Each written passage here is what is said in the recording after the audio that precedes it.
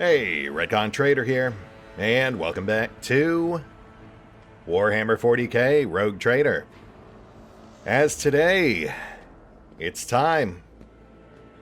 It did take us a fair bit of off-screen bookkeeping to get us here. I did another loop around the Expanse, made sure there were no other outstanding events for us to take care of, and at this point I'm fairly certain we've tied pretty much all of the loose ends we can actually tie, minus critical tasks, which is, unfortunately, as of the moment I'm recording this, still broken. But, like I said before, I've set hard saves, primarily so we can go back and retroactively add in the new companion once that second DLC drops. But who knows, maybe they'll have double fixed critical tasks by then. Otherwise, short of editing our saves, which is a Pandora's box I'm not eager to open, we'll just have to hope that's not an important quest. But for now, let's get this party started. I will note, I have run through this event exactly once back in my Alpha series, and I believe that was a build that cut off as soon as the ceremony ended. I do recall it being fairly chunky, and I hear they've apparently added multiple new segments as well, so we've got a fair bit of reading ahead. The servant in fine clothes offers you a deep bow.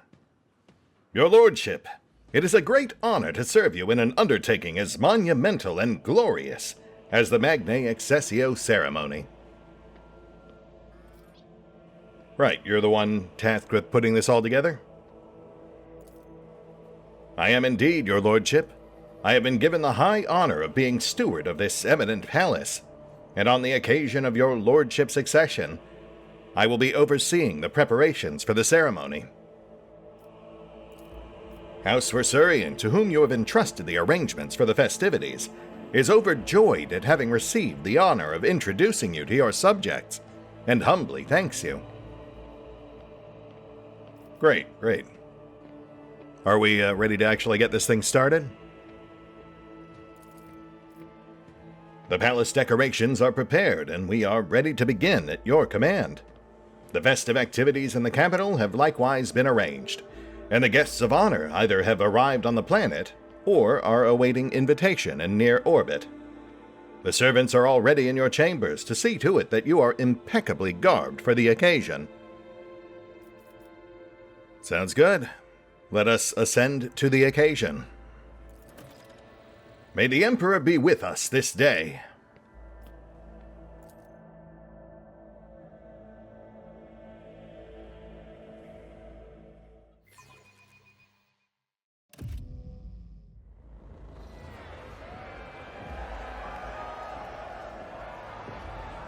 Rejoice, von Valancius subjects! In honor of his ascension, the new rogue trader generously shows you his favor. In his unfathomable benevolence, the rogue trader has decreed that every soul be given a day's rations and a personal fuel cell, so that all may be fed and warm on this day. Praise the rogue trader's magnanimity. Yeah, pretty great.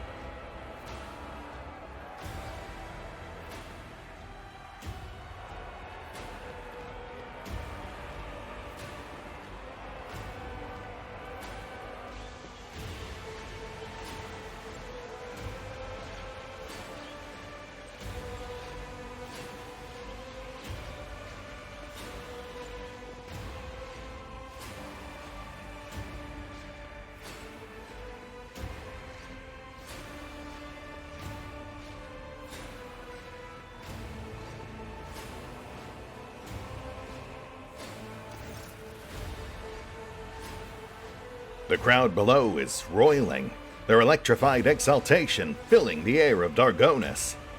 Thousands of throats chant your name. You are at the apex of this world and all others. Amplified by 100 voxes, the voice of the Master of Ceremonies booms. Rejoice, subjects of Dargonis! You have been granted the felicity of witnessing your master. A great honor bestowed upon us by rogue trader Valen von Valancius. gracious savior of Dargonus, and vanquisher of blaspheming inhumans, may their unholy kind perish in the flames of righteousness. Excruciator of heretics, who eradicated the corruption of archenemy worshippers and cleansed Janus. Gracious protector of footfall, patron of trade. A hush falls over the crowd, who gaze upon you in adoration. Many of them bear terrible scars from the recent battle of Dargonus. Like children, they await the word of their almighty father.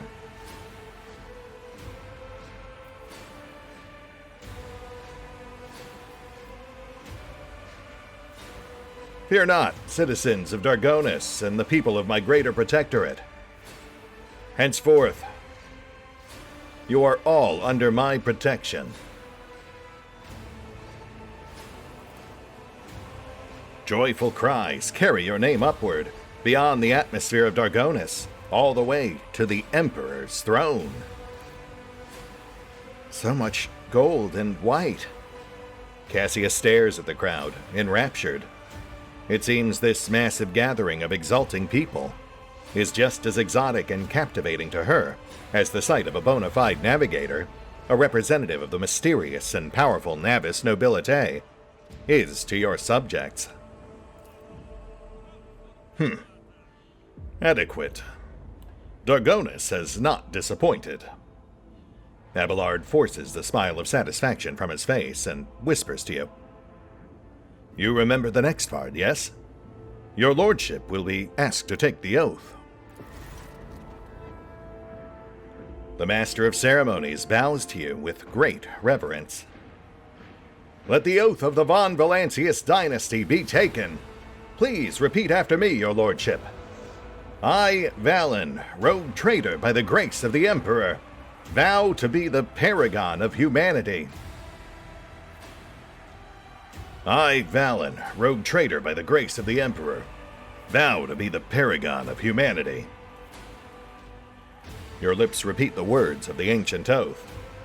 Unbroken by adversity, to walk bravely first into darkness, to unite and reclaim what was lost, to triumph over nightmares untold, to hold boldly the reins of fate, to walk steadily the road of thorns, through pain to greatness. You hear a rumble. It is the roar of the sea of your subjects. With jubilation and devout fear, they welcome your ascension. It is done.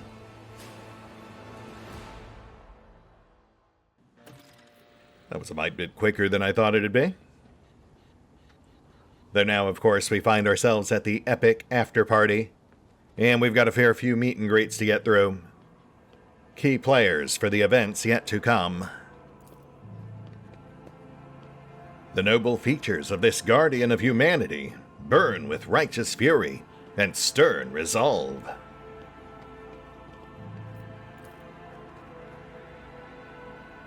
This exotic statue, which formerly pleased the eyes of Xenos, now adorns the palace of this dynasty of glorious explorers of the Coronis Expanse. Alright, let's walk the courtyard, hit all the clusters.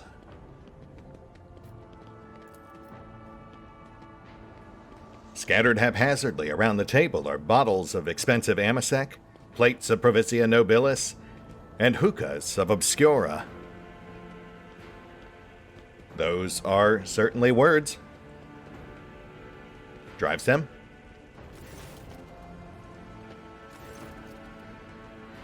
Governor Urban Drivestem stands surrounded by highborn guests, like a planet orbited by many moons. All of his charm is directed at a man in resplendent power armor adorned by the sigil of the Inquisition. But as soon as you approach, Drivestem is the first to give you an elegant bow, getting ahead of the rest in the expression of loyalty. This is a great day, your lordship. Indeed. Thanks for coming out. I appreciate the show of support. You are buffeted by a salvo of congratulations and compliments. Ooh. Interesting. Drivestem is obviously still the leader of Dargonis aristocracy, but judging by the courtesy he's showing to young Sauerback, he clearly wants to strengthen his relationship with that house. The senior Sauerback and Goprok are whispering in another corner. Sauerback, whose family seems to be giving you the cold shoulder, must be trying to sway Gaprak to his side, which could be quite advantageous to Lady Goprok. After all, the disaster on Giaba Gamma has left her family in an extremely vulnerable position. The Wersurians stand apart, their exclusion from the rest palpable. Amongst the aristocrats surrounding the opulently dressed Drivestem, you notice a couple of young nobles in Sauerback and Goprok colors. It would seem that the major noble families of Dargonis have decided to introduce their younger members to high society. Yeah, I mean, that would make sense. This would be a pretty fantastic chance to network. The tall man in gray power armor adorned with a column with a skull is undoubtedly a high-ranking inquisitor. He keeps to the periphery of the conversation, seldom deigning to comment. Next to him is his entourage, a rangy warrior in black armor and a tech priest dressed in red, whose face is hidden behind a brass mask. Abelard stands somewhat apart from the others, as if reluctant to approach Drivestem. Next to him is a young woman, and you notice a family resemblance between them. My greetings to the High Inquisitor and his retinue. Wasn't expecting to see you here. He responds with a dignified bow, his proud face calm and unfaltering. And my greetings to you, esteemed Valen von Valancius. May shadows never darken the light of the Astronomicon that guides you. The Inquisitor's companion, a crimson-robed member of the Adeptus Mechanicus, bows to you. From behind the brass mask mounted with dozens of augmetics comes a metallic rasp. Glory to the von Valancius heir. The Lord Inquisitor's relaxed expression radiates an odd sense of menace. He is akin to a predator on the prowl, content to hide in the brush of fake smiles and elegant conversation. For now. Among the many augmentations on the tech priest, what stands out is the horribly melted, deformed cogitator connected to the tech priest's head. How it is working is baffling. What is twice as baffling is that the tech priest hasn't replaced it yet. What unpredictable influence can this ruined implant have on his mind? Okay, well, you know what? I'm going to say it now. That's probably our maimed hunter. The one who's hunting the assorted Hanu men. It would make sense. I mean, if it's part of the Inquisitor's retinue, they would certainly have a vested interest in Amarnot's potential return.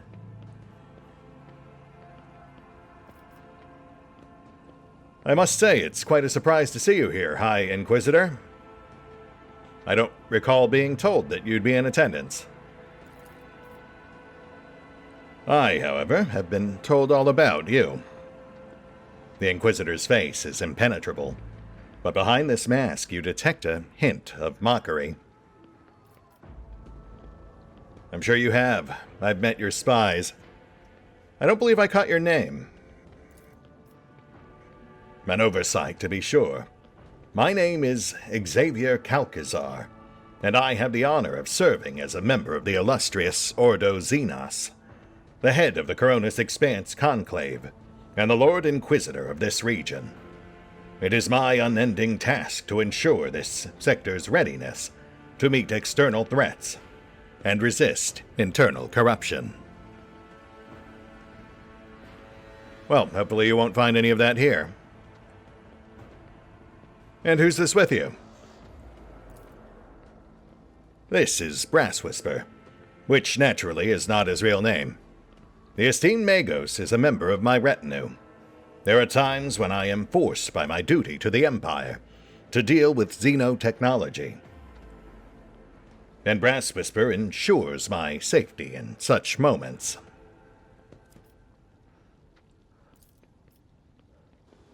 Works that have been desecrated by Xenos are dangerous. They warrant... His whispering cuts off, replaced by heavy, ragged breathing. It seems that the tech priest's quiet voice is not an extravagant quirk, but rather a consequence of some injury. After catching his breath, Brass Whisper continues. Warrant due caution. Well, I do certainly hope the two of you enjoy the festivities. This evening will certainly be illuminating. Okay, well that's certainly not ominous. Any other praise or platitudes before I move on?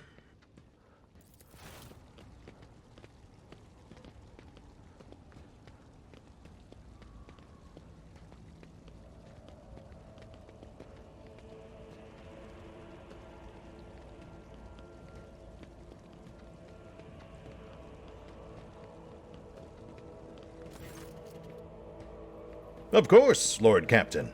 Allow me to be the first to offer them.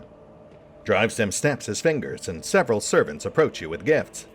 The governor points to a thin, curved Drukhari blade. My servants took this splendid trophy from the body of one of the Xenos commanders. The weapon is too beautiful and forbidden for anyone but your lordship.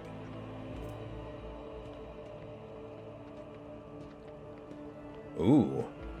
That's actually a pretty solid single-handed sword. Not seeing any special abilities or modifiers, but stat-wise, pretty solid. Might be a nice upgrade for Kibbles. Young Sourback squeezes through to be next, pushing Goprock aside with confidence. Your lordship, House Sourback anticipates the onset of unsettled and bloody times. To make the ungodly Xenos cower at your approach, my family humbly presents you with a dozen pieces of secondary armament for your ship. Young Goprock bows ceremoniously. House Goprock is delighted to present you this blessed work of the Omnissiah Smiths. May this locator matrix, which took the holy artisan an entire lifetime to create, always show you the right path. Coordinate Oracle. Plus 15 to awareness. That's not bad at all, though hard to say if that's worth tying up a head slot with. That really does make me wish they differentiated between head and eye slot items. Though then I suppose you'd have to account for closed-faced helmets, etc. Having let the aristocrats go first as a sign of deference, Abelard is the last to speak. Your lordship, House Versurian possesses no relics worthy of your acceptance. But we are rich and talented and hard-working people. As a sign of our loyalty, I humbly offer you my flesh and blood. 100 of my kin will go to colonies in your protectorate and use all their talents so that the worlds in your charge may prosper. Neat. So what are we talking about? Oh, we were just talking about the brutal Xenos raids on our fair Dargonis. So many victims, so much damage to our industries. Thank the Emperor that you are our protector. I dare say if it weren't for you, the cursed invaders would have obliterated the whole planet. He offers you a thin and obsequious smile. Sharing the sector with the blasted Xenos is impossible. I hope we respond to their raid on Dargonis with a punitive campaign. Young Sourback's smile is conceited and bloodthirsty. Well, good to see that runs in the family. Though to be fair, I think Jocasta implied that her kin were a bit much, even for her. Which is saying something. I must say, Sourback, you certainly seem to hate Xenos. I do. This pestilence against the Emperor must be exterminated. He talks ardently and smoothly, like a commissar, He places his hand on the hilt of his finely adorned sword, his pale face ablaze with noble fury. Or they must be forced into servitude. Many Xenos are more useful alive and obedient than dead. The young man in Goprok colors speaks with sagacity and gravity, but his opinion seems to carry little weight in this circle. Well, I mean, he's not wrong, but at the same time, given the nature of the setting, I imagine he's more implying forced servitude than voluntary alliance. Also, the Inquisitor is standing right there.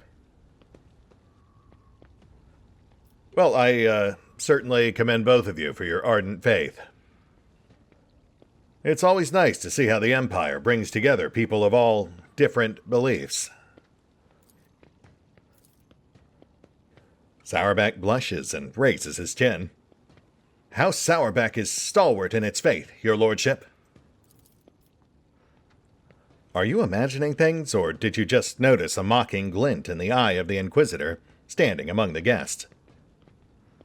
No, I'm going to assume that was very deliberate. He is an Inquisitor, is he not? Abby, glad to see you here, too. And who's your friend? Another of your many offspring? Your lordship, allow me to introduce the daughter of Chancellor Clementia Wersurian, and my great-granddaughter, Astartia. Abelard looks solemnly upon the young woman with barely concealed pride. I am delighted to witness you, your lordship. Astartia bows, keeping her observant and intelligent eyes trained on you. Modesty forbids my esteemed forebear to say this himself, so I will. Our entire family is grateful to you for wishing to see someone of Wersurian blood at your side as you claim your inheritance. Drivestem exchanges telling glances with young Sourback, who, judging by his face, is suddenly finding the collar of his expensive frock coat uncomfortably tight. It's nothing. Least I could do. Man saved my life more times than I can count. Tell me, are you enjoying the party? It is difficult to put into words, your lordship. Never before have I seen such a grand and striking ceremony. Astartia's voice sounds passionate and inspired, and her eyes shine with barely contained excitement. But I was much more amazed by your generosity. The provisions that are being handed out in the streets of the capital will make the difference between life and death for many of those who lost everything in the Xenos attack. Young Gopra keeps staring at Astartia curiously and a little bashfully. It seems the boy likes her. Aw, that's cute. Also very good for the Wersurians if they actually get a marriage between houses. What about the rest of the Wersurians? Are they around here somewhere? They are in the city, preoccupied with running the festivities and watching over some of the more crucial services. No incidents can be allowed to ruin your ceremony. Astartia frowns and adds peevishly, I asked the esteemed Abelard to put me to some important task too, but he bid me to attend the reception, where I can do nothing to serve your lordship. Sourback smirks. If I had known, I too would have asked Abelard to let you miss the party. All right, buddy. You are not making the best first impression here, but I guess that is kind of just a Sourback standard at this point. So, Astartia, I take it that you too have aspirations to serve the dynasty?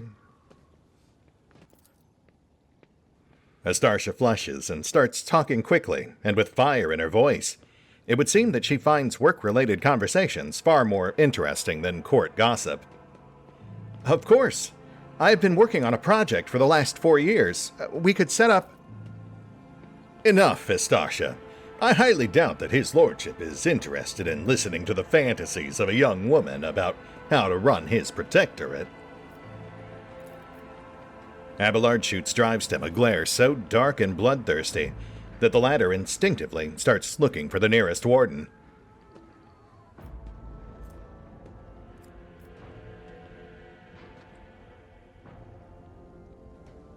Governor Drivestem, I know you're trying to make yourself useful, but, contrary to your apparent beliefs, I am entirely capable of deciding who I will and won't talk to. Nastarsha, you were saying? Heartened, Nastarsha continues in the tone of a seasoned administratum clerk. Our suggestion is to set up a chain of stations in the void, plasma beacons that would signal the passing ships. By placing them in logistically sound locations, we could simplify our ship's routes so that they may split long warp jumps into a series of safer, shorter jumps from one beacon to another. This would have a positive effect on the overall safety of journeys and accessibility of colonies. Oh my, this Wersurian. If you're not careful, I might steal you out from under young Goprock over there. Methinks Abby may have had an ulterior motive in arranging this introduction. More and more technical terms and percentages creep into her speech. She quotes Lex Mechanic reports and accounts of starship captains. Nastarsha's vigor and sharp mind are enough to silence even the most venomous of commentators. They all stand there in silence, trying to digest what she's saying. See, guys, this is how you make a good first impression. Abelard surveys the quiet nobles with triumph, and then looks at his great-granddaughter with pride. Well, that is certainly a compelling pitch, Miss Nastarsha. I do appreciate someone with a mind for logistics. And our trade empire is in dire need of some improved infrastructure. I'll give it some serious consideration. What about Abby? I assume that you and your kin all pay him proper respect? Absolutely, your lordship. We greatly respect him for his wisdom, and he repays us with attention and kindness, she says warmly. I am obliged, dear Nastarsha. It looks like Abelard is somewhat embarrassed by the turn this conversation has taken. All right, gentlemen. Lady? I'll leave you to it. You know how it is. Places to be, people to see. The work of a rogue trader is never done. Enjoy the evening. Thank you, your lordship. And on we go.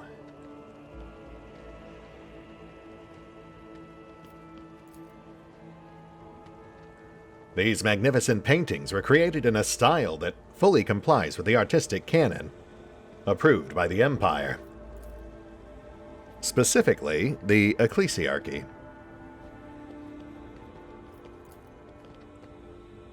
This venerable Leman Russ is known as the Scipian Punisher, and it has served the Von Valancius dynasty for 2 centuries.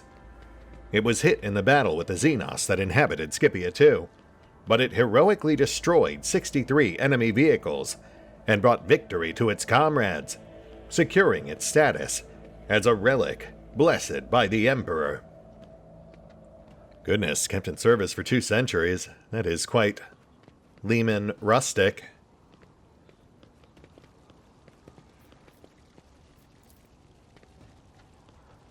A fragment of an Aldari pillar, a trophy to the rogue trader, and a never-before-seen oddity to most citizens of the Imperium.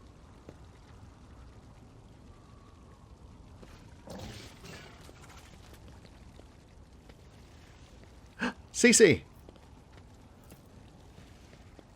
Wild xenobeasts are growling ferociously, adding a flare of thrilling danger to the mood in the palace.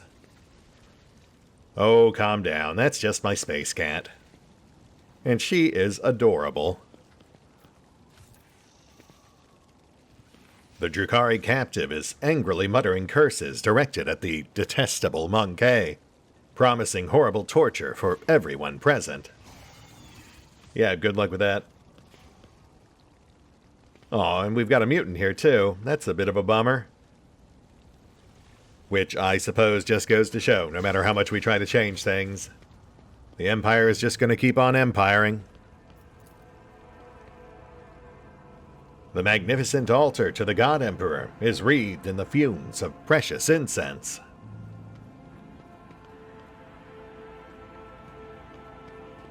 Ah, yes, okay, I see. And they use the tank to block off the access to the outer courtyard areas. That does make sense. Keep it contained, relatively speaking.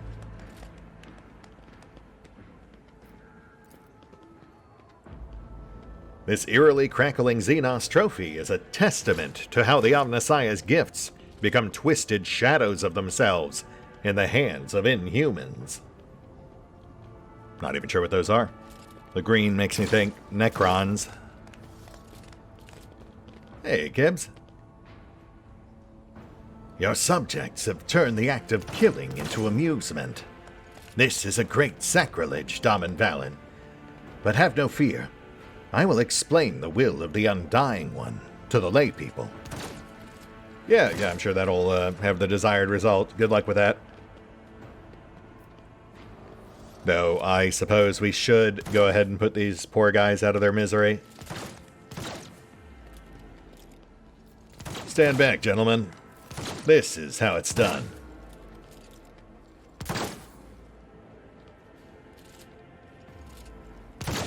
See, the trick is to make sure you put your gun away between every shot to, Also, it didn't actually kill them, so, you know, that's fine.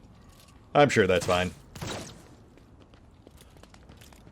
I'm gonna guess they loaded those guns with, like, torture rounds or something. That does seem setting appropriate.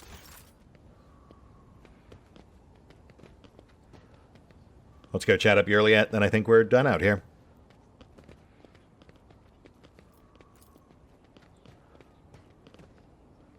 Inscribed upon the snow-white parchment are prayers for the brave soldiers of House von Valancius, who carry the rogue trader's will, and that of the Emperor, across the Coronis expanse. Indeed. Yurliet? Oh, right, yeah. Well, that's slightly awkward.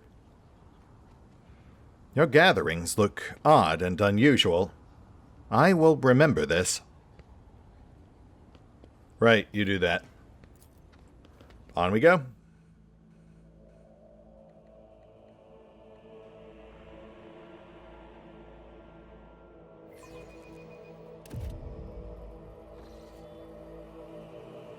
And let's see what's going on in here. Main cluster off on left. I know we've also got the other rogue traders around here somewhere. Odd they didn't mark them on the map.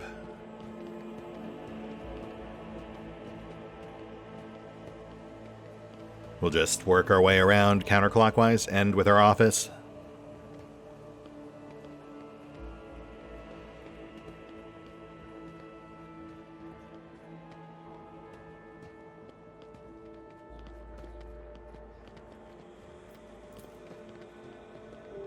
These swords belong to the presumptuous governor of Viabo VI, who staged a revolt hundreds of years ago.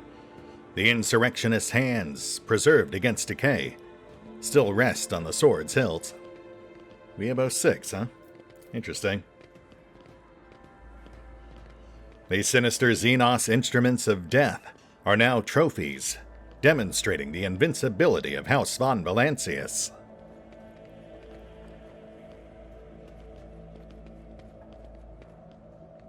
Idira? This is pure chaos. How can people think so much? And so haphazardly?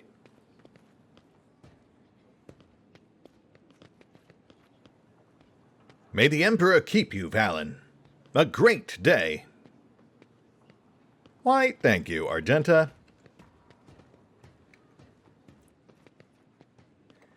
I hope at least this celebration in your honor won't end in a shootout. You never know. Day's still young. Heinrichs? And friends?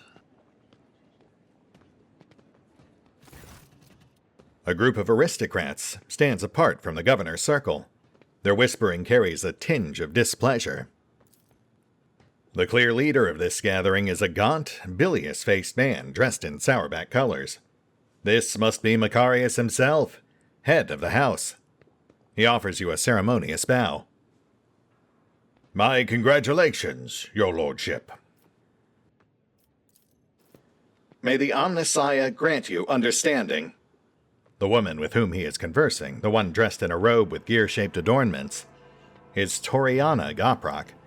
It is difficult to read her face due to it being covered in numerous augmentations. Toriana Goprok looks rather anxious. Macarius Sourback dressed surprisingly plainly and austerely for an aristocrat of such a high rank, is frowning suspiciously. He came to the reception with a companion, a woman of dazzling beauty, wearing a gilded augment necklace around her throat. His wife, probably. Heinrichs, who joined the group unnoticed, mostly keeps silent, listening intently to their every word. Toriana, nice to finally meet the head of the Goprok family. A shame about Kiava Gamma. Like a forging hammer, Toriana's voice falls heavily on the ear. The corruption of Kiava Gamma was a great blow to my family. The contemptible Cubist Delphine betrayed our trust, desecrated the forged cathedrals, and took my esteemed cousin's life. On behalf of my family, I humbly beg you to forgive our negligence. I am ready to accept any punishment. There is something lurking behind Toriana's repentant expression. A grudge. It would seem that she was personally offended by the nightmare into which Cubist Delphine plunged her domain, and she feels betrayed. As well she should. I'd be concerned if she didn't. You know, Toriana, the thought does occur. I've never actually met any members of your clan. Care to enlighten me about why Theodora held you in such high regard? We Goproks originate from the Calixis sector, from the cluster of planets known as the Lathe Worlds. We work faithfully for the good of our masters there, the Adeptus Mechanicus, and through our service we gained a spark of the Omnissiah's knowledge. Then fate tied us through the bonds of fealty to the venerable von Valancius dynasty, and we found ourselves in the Coronis expanse. Generation after generation, we fulfilled our duty faultlessly, until Kiava Gamma destroyed and disgraced our name. Yeah, I wouldn't sweat it, as long as it doesn't happen again. I've never really been one who much likes to dwell on the past. Can't be changed. I'd rather focus on building towards a better future. As long as you can help with that, I think we'll get along just fine. Toriana raises her mechanical eyes to the ceiling. I swear on the Omnissiah's all-encompassing insight, we will make every effort to justify the cost of Kiava Gamma's resurrection. Macarius scoffs. It was only a year ago that none could doubt House Goprok's usefulness. Yet here you are, Toriana, on your knees, justifying the cost. Macarius, glad you came, though it sounds like you very much are not. Macarius's face twists into an unpleasant smile, which makes the artificial skin on the left side of it all the more prominent. I am a servant of the von Valancius dynasty. Had I not come, I would have committed an act of unacceptable insolence and damaged my family's honor. Macarius's wife offers you a charming smile, as if apologizing for her husband's vitriolic tone. Her large, dark eyes are brimming with curiosity. Macarius, are you sure this is the first impression you want to make? You don't think your sour disposition is starting things off on the wrong foot? Macarius says with caution. I am your dynasty's loyal servant. But you have asked, and I will answer. Too long has the Coronis Expanse lived under the rule of rogue traders. The privileges granted to them make people think that commoners, too, can dismiss the prohibitions of the Imperium. For the good of the sector, rogue traders must become paragons of the law, not exceptions to it. But do many warrant holders exhibit lawful conduct? No, they do not. Even you, your lordship, are the subject of the strangest of rumors, and you have just recently inherited your protectorate.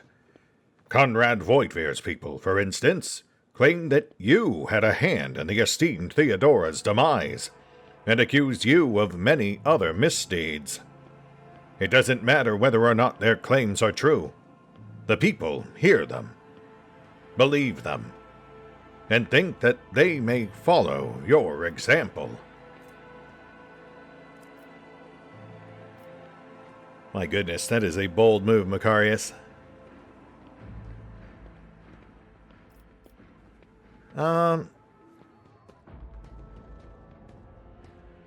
As much fun as it might be to find him and take that profit factor, that might just help with rallying Gaprak to his side, we'll undermine him instead. Gotta say, Mac, those are some strong words. I'm honestly a bit surprised. I have to wonder, though, do you really wish that rogue traders were held to a higher standard, or do you just wish that you were one yourself? Judging by the chuckles among the nobles, your words have found their mark. Macarius blushes in humiliation. Not in the slightest, your lordship. I am content with my role as servant. Toriana looks away, so as not to see her associate being disgraced. You know, if you're really all that concerned about how I comport myself, you could always check in with your cousin. She does number amongst my senior staff. Her passion for punitive measures aside, she's actually garnered quite a bit of my respect, which is more than I can say for at least some of her kin. I am pleased to hear it. Nothing in Macarius's face shows that he is glad for his cousin. I always worried that her character would cause our house a great deal of grief, and yet, in the end, the noble Sauerback blood was stronger than any personal shortcomings. I have faith that Jocasta will prove herself adequately. He forces a faint smile. Yeah, I'm sure you do. So tell me, Sauerback, what exactly is it that led Theodora to hold you in such high regard? Macarius puffs out his chest and says proudly, The Sauerback line was one of the first noble lines to arrive in the Coronis expanse. For millennia, we have served the Golden Throne and kept the faith. Sauerback warriors have bled in 100 wars, and at different times have ruled a great many colonies of the von Valancius dynasty. Ah, okay. I guess that does help explain his attitude. One of the first families to arrive in the Coronis to help settle the place, only to now be lorded over by the quote-unquote chosen of the Emperor. And who's this with you? Your wife, I take it? Macarius is visibly vexed by this shift in the conversation. His wife offers you a reserved smile. It is an honor to be in your company, your lordship. You know, normally Valen might not do this, but I do feel like it's important to put Macarius in his place. The honor's all mine, Miss Sauerback. I must say, Macarius is lucky to have someone so sweet and refined to help counterbalance his own sour disposition. Otherwise, people might find him downright unpalatable. You flatter me, your lordship, but I cannot say it is not to my liking. Regina gives you a charming smile. Meanwhile, Toriana and Macarius are watching the conversation unfold, not quite believing their eyes and ears.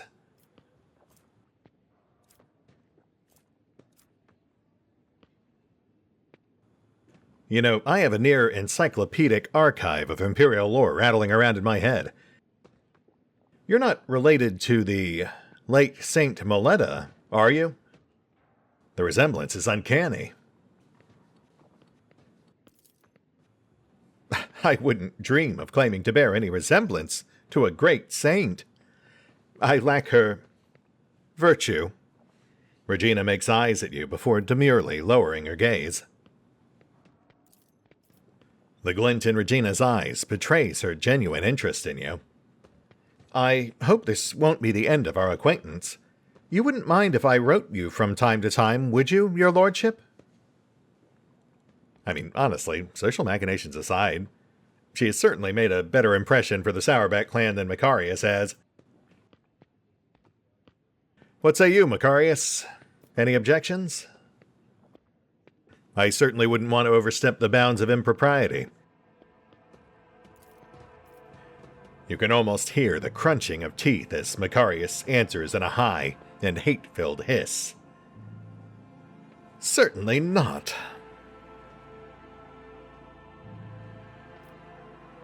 Fantastic.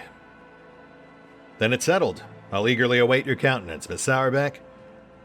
And I'll do my best to respond when I'm not otherwise occupied with the expansion of the Emperor's domain. Regina smiles, triumphant and flattered. I daren't count on such generous courtesy, your lordship. Macarius grips the hilt of his parade blade as if trying to strangle it, then wheezes furiously. A high honor for House Sourback.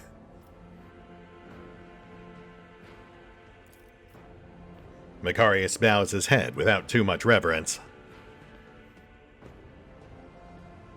Well, I'll leave you fine folks to it. Heinrich's a word? I must say, this has been very illuminating. Given me plenty of food for thought. Heinrich says, his voice barely audible. For an inscrutable man, Heinrich's is being even more inscrutable than usual. It's as if he is hiding something. Something important.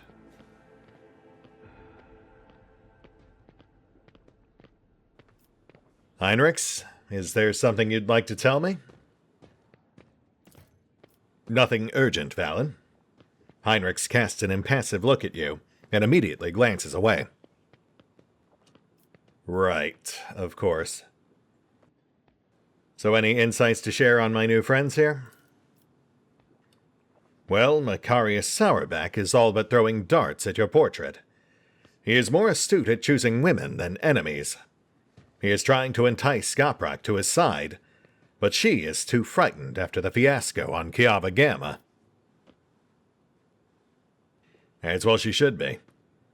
Not really telling me anything I didn't already know, but nice to get some extra context. Thank you, Heinrich's. Glad to see you're not letting all this frivolity distract you from your inquisitorial duty. Yes, well, that is why they call it the unsleeping eye of the Inquisition. Even in sleep, I hear everything.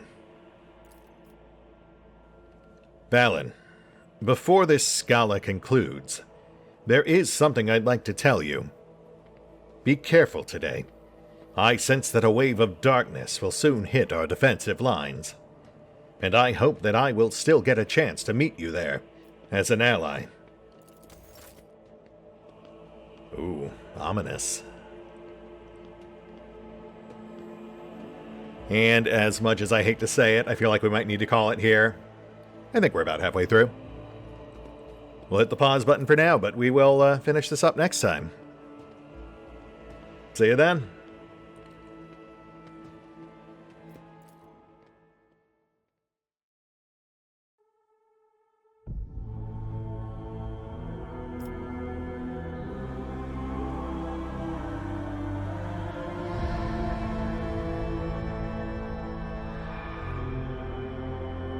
Oh, and special thanks to the raiders, the fine folks who help make these videos possible, including but not limited to Eerie V23, Revenant, Alois, Dragon Matrix 7, Drakiith, EgonAlter, Exsellsior, Gottlieb, James Trimmier, Kazorm, Mark Giemza, Nathan Welch Jr., OverlordPherom, RandomPassrby, RobbyB, Tomasz Piątkowski, Triphoppenskip, and Valinrook.